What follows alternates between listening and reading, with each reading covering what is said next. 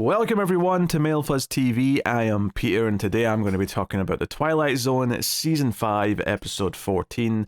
It's called You Drive. So spoilers for the episode. When I heard what this one was going to be from last time, from Rod's little tease at the end of the episode, and him saying that it was going to be a man haunted by his car, it immediately conjured up this vision in my head of the car slowly driving down the street on its own, stalking the man as he walks, wherever. And that does eventually happen. They saved that for the very end of the episode. So I for a little while, I was thinking we weren't going to get that at all. I thought that it was going to be just what it does up until that point, which is honk its horn, play its radio loudly, flash its lights. That said, though, it does seemingly drive itself like off camera at one point, because it appears back at the house when it was left at the auto shop. So, there's implied driving on its own, but I was sort of expecting a lot of that in the episode, which is not to say that I'm disappointed by that necessarily. It just wasn't exactly what I was thinking it was going to be. I was expecting more scenes of kind of suspense, I guess. And instead, this was more a story about someone feeling guilty and trying to ignore their guilt, and the car being haunted is very much just a representation of their guilt coming for him.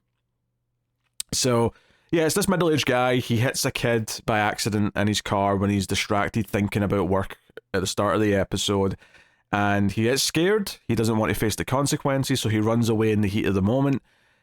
So from then on, he's kind of nervously waiting to hear about what's happened. There's a scene early on where he calls anonymously, or at the very least under the guise of being someone else, to try and find out from the hospital if the kid's okay, if he's seriously hurt or whatever. Doesn't sound good. And then from there, there's comments from his wife once it's public knowledge that this has happened, that someone's hit this kid who was doing his paper route. And it's very much just about the world closing in around someone. And I think the big thing for me is that by the end of the episode, he could have got away with it, right? He effectively lucks out. Someone else is identified as the hit-and-run driver, and he seems quite pleased by that. He's very much gotten lucky, and someone else has been wrongly identified as the culprit. And it's like, hey, he gets to just go about his business. And not only that, the person that's identified is someone that he works with who he was concerned was trying to take his job. That's something that's introduced in the kind of middle of the episode, just before the ad break. This is another one where the ad break's very late in the episode. It's a 25-minute episode, and the ad break is like around the 15-minute mark, so it's a little bit later than the halfway point. But, it's kind of like everything's coming up Milhouse, practically, because not only is he getting away with this crime that he's been feeling bad about, he is also kind of effectively lucked out into his rival at work being taken out of the picture, because now he's not going to be at work anymore. He's going to be doing jail time or possibly something else, whatever. The big thing with the episode is that even once he is given this free pass almost, right? Because it makes sense that he's worried and he's nervous and he's got all these little moments where he's being reminded that the world's closing in around him. Once he's given the scapegoat and it seems like he's free and clear, the idea that the car still represents the guilt that's still there, regardless of anything else, is kind of the point to me. Is that it's not just that he was scared of being caught; it's that he's still guilty even after the fact. Even when it's over, he still ultimately ends up going to turn himself in. That's the end of the episode. The car follows him on his way to work as he's walking to the bus stop, and he tries to run from it. He was running through the rain, he trips, he falls, and eventually when the car stops and he stopped, the car's door just opens and he gets in the passenger side, and the car drives him to the police station to confess. And that's the ending. He was in, and that's that. You get what it's doing pretty early on. It's not exactly deep analysis to realize that the car represents his conscience talking back to him, and he's trying to ignore it. He's trying to just get on with things. He's taking some sick days off of work because he can't face anyone, that kind of thing. Like, that stuff is pretty plain. And then the idea that ultimately, even once he was going to get away with it, he has to go and turn himself in, again, makes a lot of sense. I think the episode is fairly enjoyable. I think the performance from Oliver Pope, who plays the main character, is solid. He does a good job of getting agitated, of being scared, of feeling like he's getting angry at the car for making sounds and stuff. And I think this is the interesting thing about it as well, is that it's not just in his head. He's not the only one hearing the car do things. His wife is also hearing the car honk its horn, and the lights and the radio and all that stuff. I mean, as the episode goes on, she thinks that there's people breaking into the garage and causing trouble because there's so much noise coming from it. At this point in the episode, the husband's like hammering the car to try and make it shut up because he's trying to bury his guilt, effectively, right? He's trying to destroy it, but it's this lingering reminder of what he's done.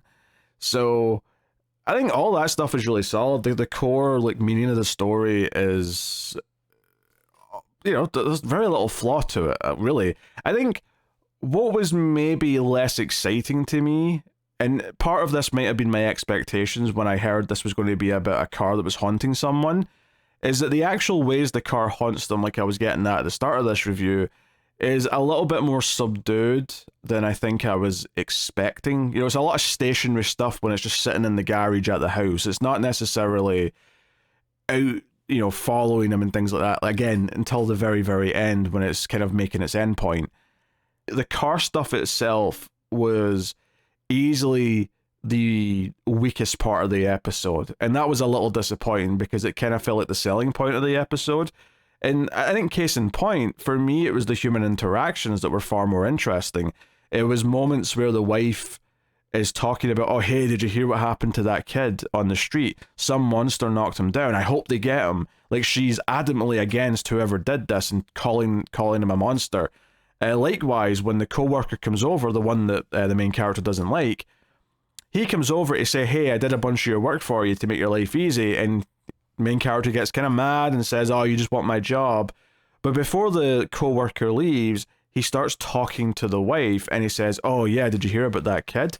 Yeah, he used to play with my kids. He's such a great, boy. It's a real terrible shame what's happened to him.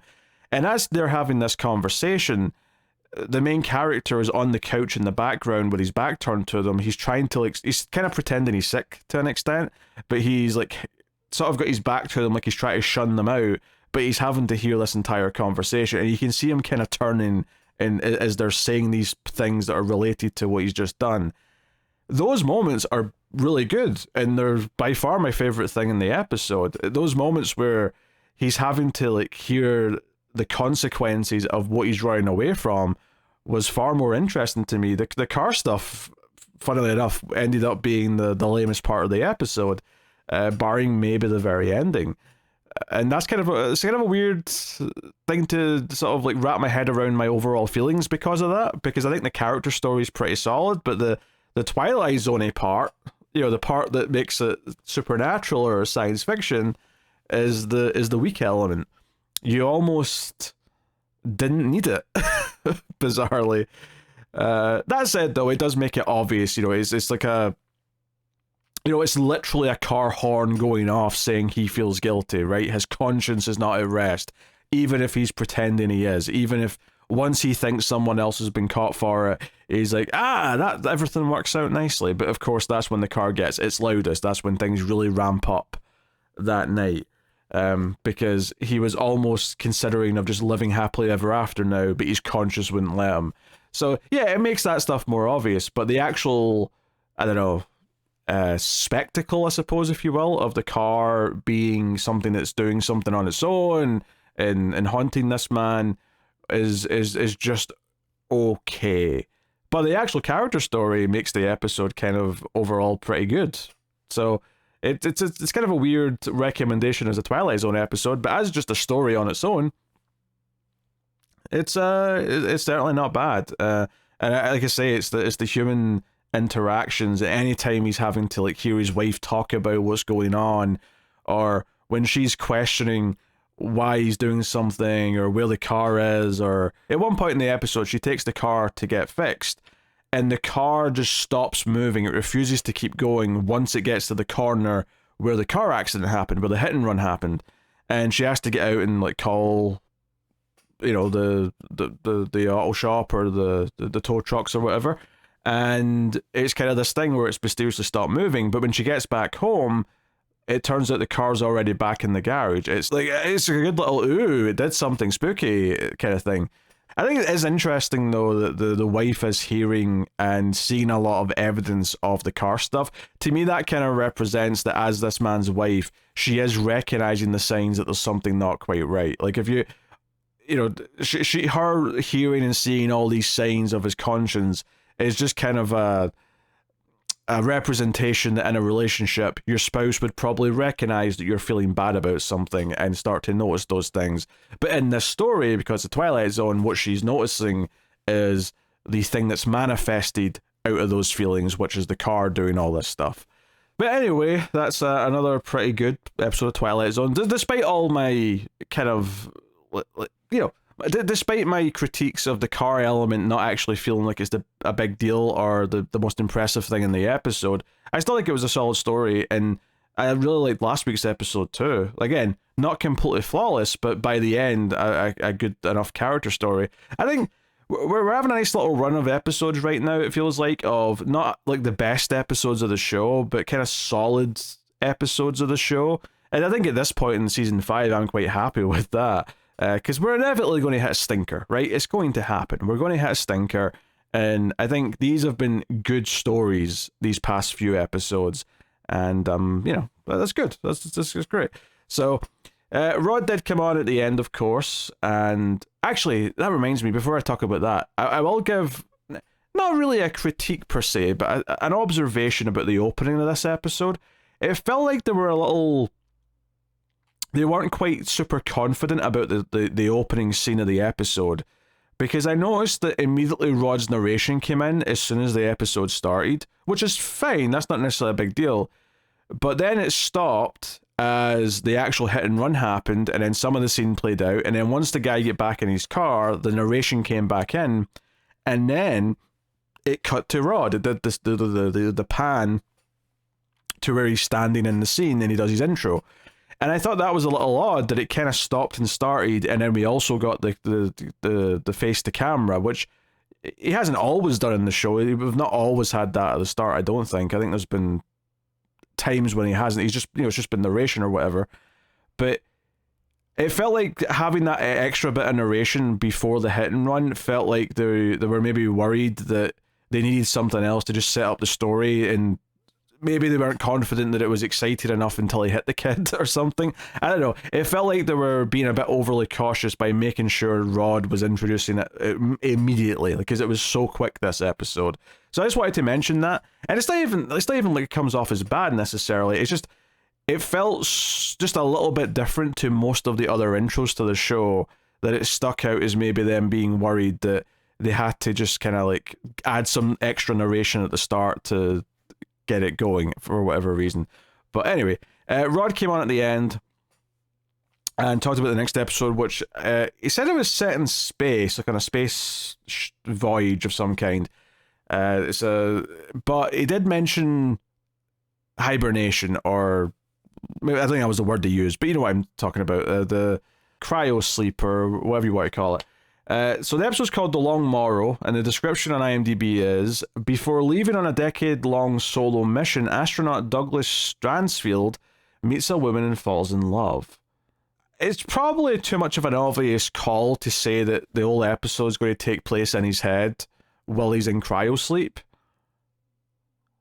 Suspended animation, I think that's the phrase that Rod used now that I'm thinking about it. But, you know, all meaning the same thing.